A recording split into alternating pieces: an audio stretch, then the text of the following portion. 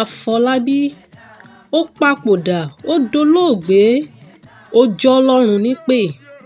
Ó jẹ́ ohun ìyàlẹ́nu àtohun tí ó bani lọ́kàn jẹ́ nígbà tí gbogbo àwọn òṣèré gbọ́ ní ọjọ́ ìsinmi ọjọ́ 14 oṣù karùn-ún ọdún tá a wà yìí wípé ọ̀gbẹ́ni gbajúgbajà eléré ìtàgé ni Afolabi ó di olóògbé.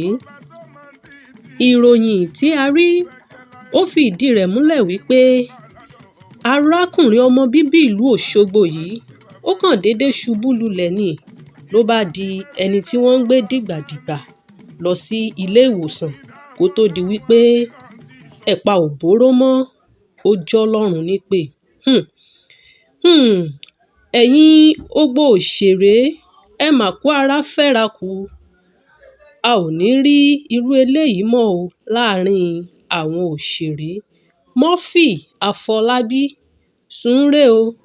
Bákan náà òní a tún rí gbọ́ wípé ọ̀gbẹ́ni gbajúgbajà òṣèré mìíràn náà tó ń ṣe Saint Obi òun náà jẹ́ ọlọ́run nípè. Kí ló wá ń ṣẹlẹ̀ lágbo àwọn òṣèré báyìí?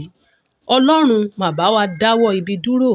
Ẹ̀yin èèyàn wa, orí ìkànnì PAVILION TV òun la wà tí a ti ń kàn sí yín. Ẹ má gbàgbé láti máa subscribe sí orí ìkànnì yìí fún àwọn ìròyìn àsìkò àti kàyéfì.